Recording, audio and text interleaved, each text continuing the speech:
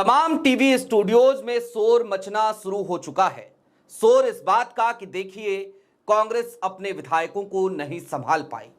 दूसरी तरफ भारतीय जनता पार्टी जश्न मना रही है और भाजपा के जश्न में तमाम पत्रकार बिरादरी के वो लोग भी शामिल हैं जो अपनी नौकरियां बजा रहे हैं। लेकिन इन सब के बीच कहानी तो आज उस गद्दारी की, जो गद्दारी ऐसा लगता है जैसे डीएनए में हो। सबसे पहले बाप ने गद्दारी करी थी और अब बेटी भी अपने बाप के नक्शे कदम पर चलती हुई नजर आई। कितने में अपना वोट बेचा, इस बात का जवाब तो वही दे पाएंगी, लेकिन हां, गद्दारी का यह इतिहास बड़ा पुराना है और कांग्रेस उसके बाद भी ऐसे लोगों को ढो रही थी। सारी बातें जरा विस्तार से करेंगे। नमस्कार, मैं स्वप्निल और आप मुद्दा देख रहे हैं।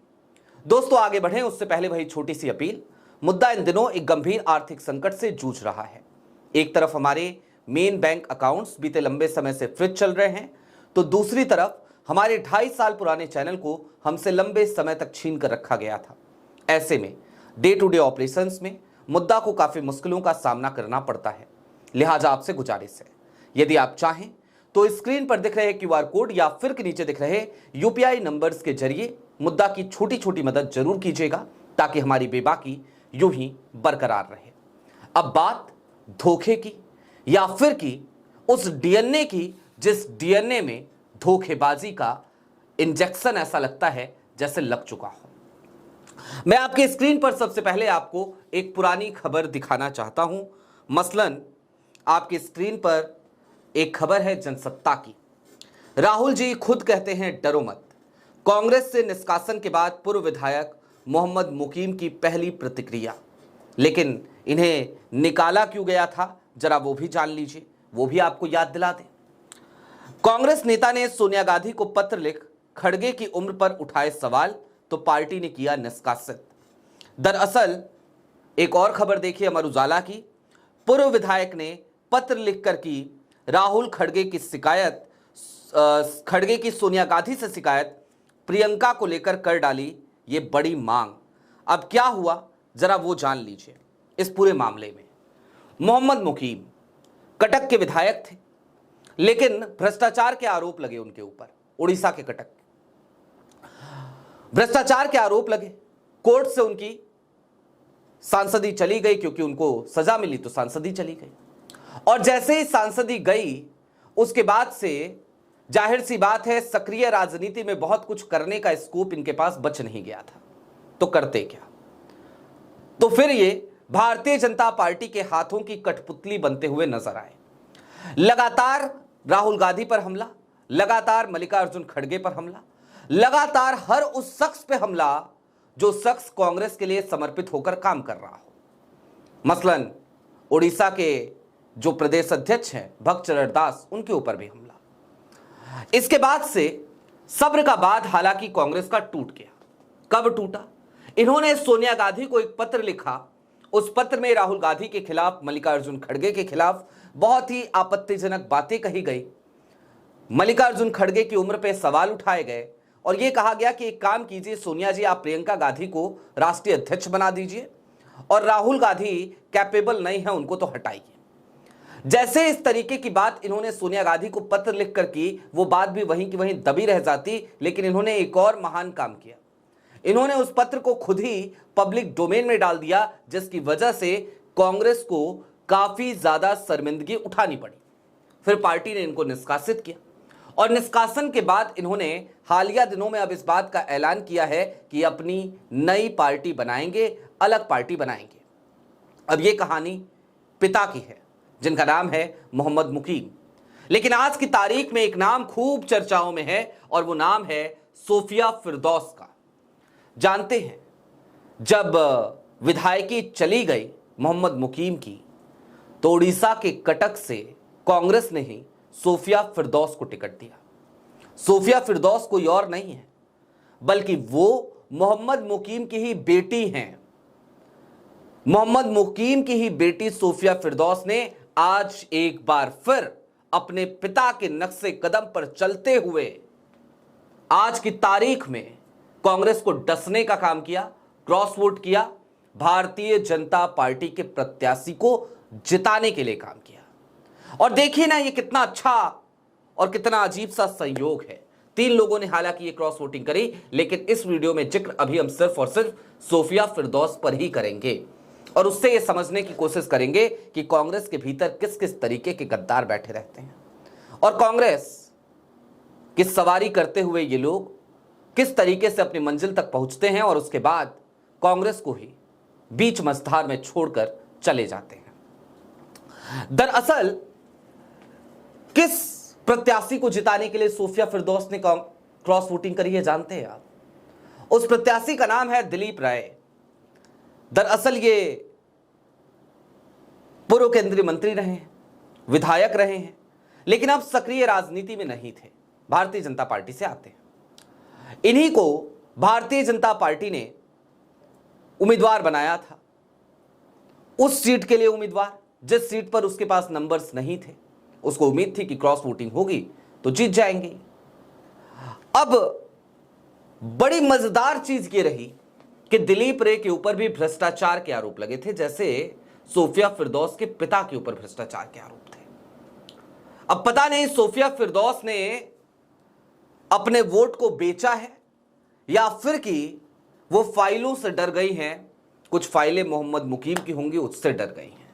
ये सोफिया फिरदौस जाने, हम उनके ऊपर छोड़ते हैं। लेकिन जरा सोचिए, 435 करोड़ के मालिक हैं दिलीप राय, रिजॉर्ट्स वगैरह चलते हैं उनको जिताने के लिए सोफिया फिरदौस ने वोट दिया है उनके पक्ष में। और कांग्रेस समर्थित उम्मीदवार जो डॉक्टर साहब है, डॉक्टर होता, जो डॉक्टर हैं, समाज सेवी हैं, किसी पार्टी से कोई ताल्लुक नहीं था उनका, उनको हरवाया है। अब सोफिया फिरदौस ये तो नहीं कह सकती, या बाकी के दोनों विधायक ये तो नहीं कह सकते कि भैया अंतरात्मा की आवाज सुनी हमने और हमको लगा कि डॉक्टर होता से कहीं ज्यादा डिजर्विंग कैंडिडेट दिलीप राय है। ये तो नहीं कहा जा सकता। भाई, जिसके ऊपर भ्रष्टाचार का आरोप लगा हो और इसकी वजह से उसकी केंद्रीय मंत्री की कुर्सी गई हो, जो व्यक्ति 435 करोड़ का मालिक हो, तमाम चीजें उसकी सामने हो, पब्लिक डोमेन में हो, उसको आप डिजर्विंग कैंडिडेट डॉक्टर होता से ज्यादा तो नहीं बता सकते। तो ये अंतरात्मा की आवाज तो नहीं थी, या तो ये सिक्कों की खनक थी। और अगर सिक्कों की खनक नहीं थी तो निश्चित तौर पर यह फाइलों का संकट था, फाइलों का डंडा था, उसका डर था, उसका भय था, उसका आतंक था। लेकिन हां, पहले बाप फिर उसी नक्शे कदम पे बेटी। अब इससे आगे भी लेकिन बढ़िए, बिहार में भी कमोबेश यही देखने को मिला। बिहार में भी हालात यही चल रहे हैं। जनता दल यूनाइटेड के एक विधायक फैसल रहमान जनता दल यूनाइटेड के विधायक थे, ढाका से हार गए चुनाव 2020 में। जब चुनाव हारे तो उसके बाद इस बार वो आ गए तेजस्वी के पास और कहा कि भैया हमको टिकट दे दीजिए, और टिकट इसलिए दे दीजिए क्योंकि भारतीय जनता पार्टी अगर आ गई तो हमको जीने नहीं देगी। वहां पे भाजपा के पास वो सीट चली गई थी। तेजस्वी ने कहा ठीक है, मैं तुम्हें टिकट देता हूं, जाओ जीत कर आना। तेजस्वी यादव ने टिकट भी दे दिया। आज की तारीख में वो फैसल रहमान गायब हैं, नदारद हैं, पहुंचे ही नहीं वोट डालने। क्यों नहीं पहुंचे, ये फैसल रहमान जाने। पुरानी पार्टी के प्रति आस्था जाग गई, नीतीश कुमार के प्रति आस्था जाग गई, या फिर कि कोई डर था, कोई भय था, या फिर कि कोई बैग, कोई सूटकेस पहुंच गया, ये फैसल रहमान ही बेहतर बता सकते हैं। लेकिन चलते चलते अब कुछ और चीजों को समझते जाइए। कई लोग कमेंट बॉक्स में आके कहते हैं कि भाई कांग्रेस को लेकर के आप इस तरीके से बातें क्यों कर देते हो, कांग्रेस अगर नहीं समझ रही है तो क्या ही किया जाए, कांग्रेस को अगर बार बार धोखा मिल रहा है तो क्या ही किया जाए, और आप कांग्रेस से सहानुभूति क्यों रख रहे हो। एक पैसे की सहानुभूति नहीं है मेरी कांग्रेस से, ना बिल्कुल नहीं है। लोकतंत्र की चिंता है जनाब, और कांग्रेस इस देश का मुख्य विपक्षी दल है, लिहाजा उसकी चिंता सताती है हमें, उसका मजबूत रहना जरूरी है। और आज की तारीख में जिन लोगों ने कांग्रेस के साथ गद्दारी की है, क्या उन्होंने कांग्रेस के साथ गद्दारी की है केवल? जवाब है नहीं। यह गद्दारी सिर्फ और सिर्फ कांग्रेस के साथ नहीं है, यह गद्दारी इस देश की लोकतांत्रिक व्यवस्था के साथ है, ये गद्दारी इस देश के उन मतदाताओं के साथ है, लातादाद मतदाताओं के साथ, जिन मतदाताओं ने इन तमाम विधायकों को चुन करके भेजा था। हॉर्स ट्रेडिंग करने की भारतीय जनता पार्टी ने पुरजोर कोशिश करी इस बीच में। हरियाणा में लगता है कि उन्हें सफलता हालांकि इस बार नहीं मिल पाएगी, लेकिन फिर भी जरा देखिए, बिहार में वो सफल हो गए और उड़ीसा में भी सफल हो गए। जबकि उड़ीसा के तमाम विधायकों को, 9 विधायकों को कांग्रेस ने बेंगलुरु भेज दिया था। 9 विधायक वहां पर थे, 5 विधायक यहां पर थे और इन सभी को कहा गया था कि आप भुवनेश्वर से बाहर मत जाइएगा। लेकिन उसके बावजूद ये जो 3 थे ना, ये कांग्रेस पार्टी की किसी बात को सुनने को तैयार नहीं थे, कांग्रेस पार्टी की किसी बात को नहीं मान रहे थे। चाहे वो सोफिया फिरदौस हो, चाहे वो दशरथ हो, या फिर एक और जो सज्जन है वो। और उसका नतीजा हमें देखने को मिल गया कि इन तीनों ने क्रॉस वोटिंग करी। लेकिन हां, एक बात अच्छी है, ऐसे धोखेबाज जो ना कांग्रेस के सगे हैं, ना राहुल गांधी की आइडियोलॉजी के साथ हैं, ना नेहरू गांधी की आइडियोलॉजी के साथ हैं, ऐसे लोगों का कांग्रेस से जितनी जल्दी ये चले जाएं उतना बेहतर है।